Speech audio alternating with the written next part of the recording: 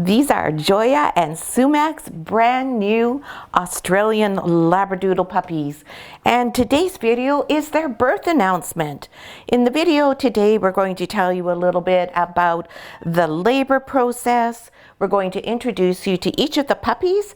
We'll tell you their gender and their color and pattern. And we'll give you a little bit of an update on Mama Joya. Hi, I'm Claire from Van Isle Labradoodles, and these are our mini Australian Labradoodle puppies from the Jingle Paws litter. And in this litter, we've got a crossover. These puppies are they are between mini and medium. So we're going to have puppies that fit into the medium category, and we're going to have a couple that are pushing over into the medium category. So it's an excellent size. It's just right really for whatever it is you wish to do. Now, if you live in a strata and you have a weight limit of under 20 pounds, these puppies are not the litter for you. But if your weight limit in your strata is 25 pounds, then you're probably going to be able to find there's a couple that fit in here. And generally speaking, these puppies are going to be somewhere between 24 and 32 pounds off the top of my head. It's early days, so I may be wrong in that estimation, but that's what it's looking at. Their birth weights, as you'll see when we go through them, are all excellent, and what we tend to see in our large, mini to medium-sized litters. So Joya had these beautiful puppies on October the 29th. And in the morning that day, she didn't eat breakfast. And that is usually our first clue that things are about to get underway. Although lately we've had girls who've surprised us. So she didn't eat breakfast, she didn't eat lunch, she was obviously hungry, but no matter what we offered her, she declined to eat it. And we had a little bit of panting, very, very light panting, nothing like what she's doing now. And if you're wondering why is she panting so much now, it's because these puppies cannot regulate their body temperature. And so in here we have the room at 24 degrees Celsius. So that's hot. It makes me sweat, it makes her sweat, and that's why she is panting, because that's how dogs sweat, by panting. Also, she has 8 adorable little babies all cuddled up against her all the time, and she is feeding them. Lactation in and of itself tends to make your body temperature higher, and then when you've got all 8 of these snuggle bums cuddled up with you, then you're even going to be hotter still. So it's totally normal that she's panting. But when she was getting ready to have the puppies, she was not panting anywhere near this much. She was just off and on here and there, and she would not let me out of her sight. She had to be beside me at all times. So we knew that it was going to be sometime or other that day. And my request of Joya was that she'd have them between 8 p.m. and midnight. We had an appointment earlier in the day, and we didn't want her to be here with Taylor. Taylor was totally capable of whelping a puppy or two out, but it's not her favorite activity, and we do always like to be here with our girls, just in case there's any issues, and also because our girls really feel much more comfortable. So we came back in the very early afternoon, and she was not really doing anything different. But as soon as we came home, you could see that she was like, okay, good, they're back. Now I can relax and I'll get on with it. So by just after 7 in the evening, that was when we saw the first pushes, and then the puppy started to arrive. So she was just 1 hour off of my request, which was very generous of her. That's very nice of you, Joya. So we were just about to sit down for dinner when she started to push. So we got everything set up. Well, we had everything set up. We just went in and took Joya into our bedroom, which is where all the puppies are born. I sat down on the floor with her. Reynold brought me my dinner. And of course, what does she do? She eats my dinner with me. Yep. She wouldn't eat anything all day, but here we are pushing, and we had pork chops, we had some broccoli with a cheese sauce, and we had some fried potatoes. She ate everything with me. She thought it was all really good. So that was a pretty unusual thing. I've never had a girl do that before. At least you didn't share my glass of wine with me. And then, maybe about 5 minutes after she had started sharing my dinner with me, then the first puppy made their appearance. So now when the girls are in their early stages of labor, we call that stage 1 labor. So what does that mean? Well, stage 1 labor, we can't see contractions. What we see is our dog panting. They may be digging to make a nest. Joya did no digging at all. Or they may have some trembles in their whole body or just in their legs, or they might be continual, or they may be off and on. So Joya had a little bit of trembling in her legs, but it wasn't consistent. And as I said, she had her light panting, but she didn't do any digging. So when the girls are trembling and doing their panting, that's a pain sign. So they actually are having what we as humans would be having as contractions. But for dogs, as soon as the contractions start, the puppies begin being born within an hour. That's the longest you want to wait. If a puppy hasn't appeared within an hour, then you want to start wondering what's going on, getting in touch with your vet, and because that often can mean you have a stuck puppy or some sort of problem that you need to deal with. So we don't see what's going on, but what you know is happening is the puppies tend to be around midsection in the girl's body during pregnancy. And when labor begins, the puppies move from the midsection down towards the rear end here, getting ready to be born. So you often see a big sticking out thing like this, where a puppy's poked this way, because what they're doing is they're lining up and getting ready to be born. Now, what you might not know is dogs have 2 uterine horns. So the 2 uterine horns come together for birth. So the puppies are getting ready on both sides there to come out. So you see a lot of movement going on, and that's what the contractions are that are internal that we can't see. That's pushing the puppies into line and pushing them from up here farther and farther down.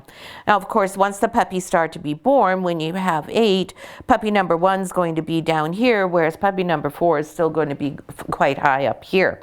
And sometimes when you have a delivery, you have a long pause where you think, holy smokes, is the next one ever going to be born? And that sometimes is because a puppy is way high and it takes a long time and a lot of work to get it down. And some people think that it means that one side has been emptied out and then it's time for the next uterine horn, and it just has to get organized before the puppies start being born. Nobody really knows. It's hard to say, and you do not always have this whelping pause. When Joya had her puppies, we didn't have a whelping pause. Nothing that was significant. It was a fairly consistent amount of time between puppies. And there was absolutely no issues with any of them being born. This is Joya's second litter. She was comfortable, she was relaxed, she knew what to expect. She was very involved in the process. So each puppy comes in their own sack, and Joya was opening the sacks for all of the puppies. She cut the cord, and it's always best if the mom cuts the cord on the puppy, because what they do is they chew it. Now, you may not know, but dogs' jaws cannot move from side to side. They can't go like this. They can only go like this. So when they're getting the umbilical cord, when they're severing it, they're ripping at it like this. And so they keep taking the cord, and it's clenched. And you might think, oh, that doesn't sound good, ripping and tearing and clenching. But what's really happening is when they are clenching with their teeth, that is stopping the flow of blood. And so when the umbilical cord is severed, there isn't a big gush of blood coming out that could compromise the puppy's well-being. Now, sometimes if mom has to very quickly, or if she's tired or disinterested, we will cut the cord. And we do that. We put a hemostat on and then cut the cord in order to make sure that the puppy doesn't have any bleeding from their umbilical cord. And then generally, Mom eats the placenta, which sounds really gross to us, but is actually a really clever thing that nature has devised for dogs. Because if Joya was not being looked after by us and had her puppies outdoors, she would be here with her puppies continually. She would have no access to food. So each placenta is chock-packed full of nutrients, all sorts of vitamins, and it helps to give her a really good store of energy for at least a few days. And then what would happen if we weren't feeding her is aunties in her group would come and they would bring food to her. So she'd really be at their mercy and have to wait for them to remember to bring her something to eat. Whereas here, of course, we bring her something 3 times a day and we leave her an overnight snack. And at the moment, we even hand feed it to her. Joya will step, well, she won't step, but she'll reach her head out of the front of the box and eat her chicken necks. But she doesn't want to eat anything else unless I'm sitting here feeding it to her by hand. Apparently, it tastes far better when it comes out of my hand. Now, part of that is because she likes the interaction. I'm here anyway, spending time with her, so it doesn't bother me in the least to make it more comfortable for her. The whole goal is to make everything more comfortable for her. How about we put you over here so everybody can see you, because you're hiding. That's the little red collar girl. So everything went very, very smoothly with the delivery. Once all the puppies have been born, we offered Joya a meal, and she ate it happily, and we took her out. She went to the bathroom, and while she was out, I took the puppies in a basket and I moved them from our bedroom over here into the maternity room, which we had all prepared and preheated for the puppies so that it was nice and cozy when they arrived. And then Joya, of course, because she's been here before and done this before, she knew exactly where her puppies would be, and she came in happily, laid down and nursed them.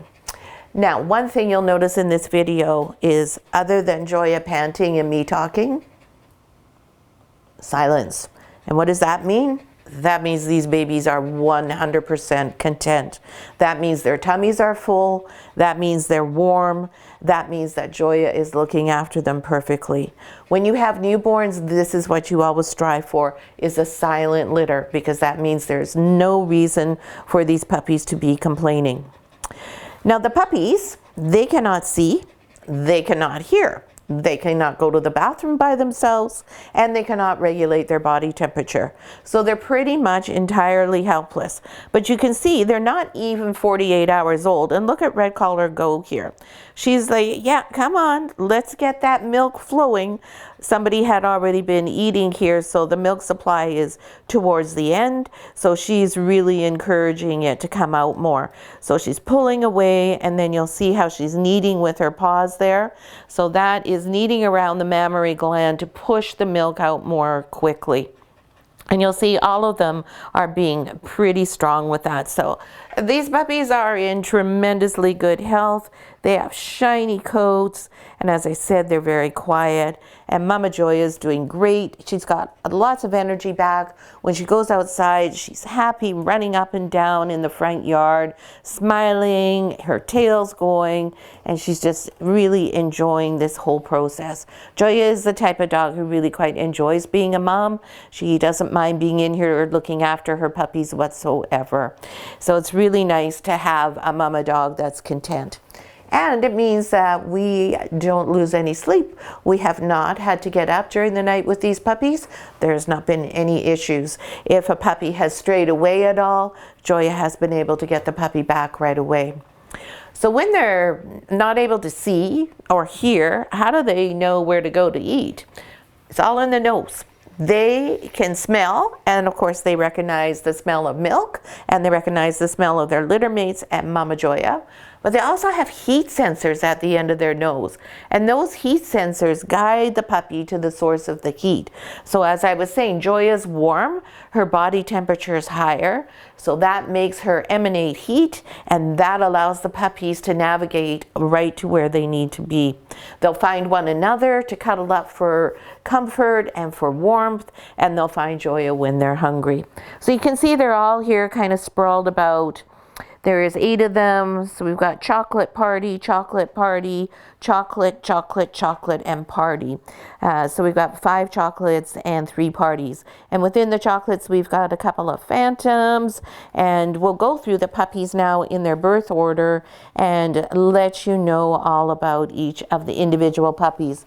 Now, if Joya is not happy with me picking them up, we'll talk about them while they're still down. We let Mom decide and dictate what she is happy with. So each of our videos for the next few weeks will be done in birth order. So our first puppy who was born is Blue Collar here. And this little guy, he is probably, I expect, will almost have doubled his birth weight since he was born. I think while he was waiting for his litter mates to be born, he probably doubled his birth weights. This guy is an avid eater. Oh my gosh, talk about appetite. Now this little puppy, this first one here, is a phantom. And as you'll see, he also has lots of white markings on his chest there. So that makes him what we call a tri, because he has 3 different colors. So Sumac is a tri. So this guy has the same pattern as Daddy Sumac. Are you going to look like Sumac? He just doesn't have the white on his face that Sumac has. Pardon me. So Blue was born at 7:16 p.m. and he weighed 296 grams. Now for a mini, we're usually looking at a smaller, lower birth weight than that, and a medium is usually high 2s to the low 300s. Oh no, you lost your spot. I'm sorry. That's okay. Somebody else is going to move. Next, we've got Red Collar Girl. Oh, you can take Red Collar Girl's spot. Red Collar Girl is right here. She's nursing away. And usually at this age, I don't even take them off the nipple when we're doing the videos. But these guys are just doing so well that I'm not in the least bit concerned. There we go. You take your sister's spot. This little doll, oh my goodness, look at the symmetry on this face. 2 beautifully even dark chocolate sides of the face, and then the little teardrop at the top, and then beautiful chocolate markings down the back. This little lady was born at 7:43 p.m. So we just had to wait for about a half an hour between puppy 1 and puppy 2. And you'll hear me talking to them all the time. I know they can't hear me. What we do though is we put them on our chest, and then they can feel the vibration when we speak, and that helps them associate all of different things with us. And we want them always to think of good things when they associate either the feel or the scent of us. We want them to think that means something good. So Miss Red, she was 287 grams. She has some pretty good sized feet here if you look at those. Those are pretty healthy sized paws we got going there, Miss Red. There you go. Oh, I'm sorry. Did I keep her too long? You want to check?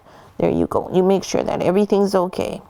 Next was Green Collar, who's way over here. Oh, there's an empty spot up here, Red. Yeah. You can find an empty spot here. With 8 puppies, there is room for everybody if they access both sides of the milk bar. But generally speaking, what the puppies will do is they will go in shifts and they will rotate. There we go. You say hi. The Green Collar boy was born at 8:08 p.m. So he was a little bit faster than the others. And he is a cutie pie. He is a chocolate. As you can see, they're all chocolates, and he does have phantom markings. They're very weak though, so they're not going to be predominant like Blue Collars. They'll be there, and they'll probably show up a little bit more as Mr. Green gets a bit older. And Mr. Green is the smallest puppy in the litter. And you can tell like how he just fits right in my hand. And he's 231 grams. Now that's closer to what we expect for towards the bottom end of a mini size scale. There you go, Mr. Green. See if you can find a spot there. Then we've got Mr. Orange Collar. And Mr. Orange Collar was born at 8:53 p.m. and he's the opposite of Mr. Green. He is the biggest puppy in the litter. And he is, again, just like Papa Sumac. He's a chocolate tri. You can see that white there on his chest. And you can see how much more hefty he is than his brother Green. So 8:53 p.m. and 305 grams. That's a really good size puppy. We don't have too many puppies that are over 300 grams. There you go, baby. Then we come to Pink Collar Girl. And Miss Pinky, where are you, Pinky? Nope, you're red. You are pink in here. Pinky's buried way underneath here, finding a spot on the opposite side. She is a good problem solver. Now this puppy, she is an adorable chocolate party, and she has one of my favorite features, and that's that this ear is white and this ear is chocolate. I just love it when they have two different colored ears. It is so cute when they get bigger. It is just the prettiest little markings. And then on her back, she's got this beautiful big little bullseye on her back. Don't you? Eh, beautiful? Gorgeous symmetrical markings on her face there. Just a gorgeous little puppy. And Miss Pink came along at 9:07 p.m. So that we did have to wait a little ways for that one. That was the biggest gap between puppies. Both Reynolds and I fell asleep for a few minutes while we were waiting for this one to arrive. And she came in at 249 grams.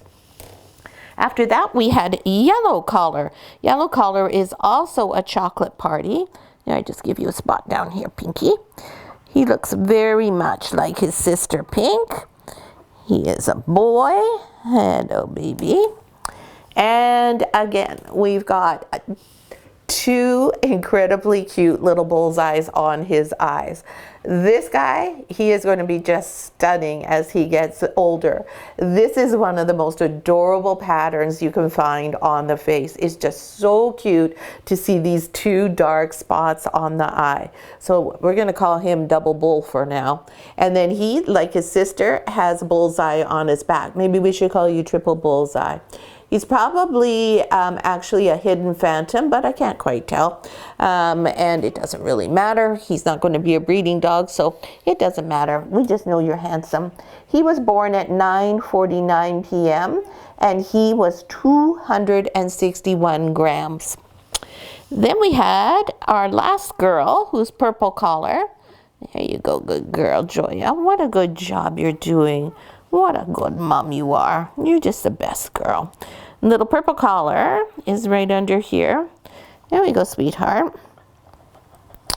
My goodness, these puppies just feel like they've doubled their birth weight. They're so chunky.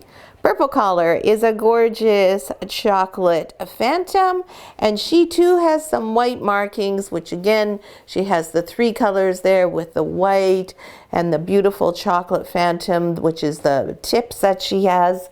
This little lady arrived at 10:10, and she was 297 grams, almost 300. And I bet you weigh 310 at least by now. Oh my goodness, she feels so sturdy. And then last but not least was our Silver Collar boy. And Silver Collar is right here. Oh, he's just going to town there at the milk bar. Can I trade her and let her have this spot, Joya? There we go. Oh, Silver says, I don't want to give up my spot. This is also another sign of really good vitality here when they're so attached that you can almost not get them off. There we go. There we go, handsome. This little guy is also a chocolate phantom, a smidge of white here.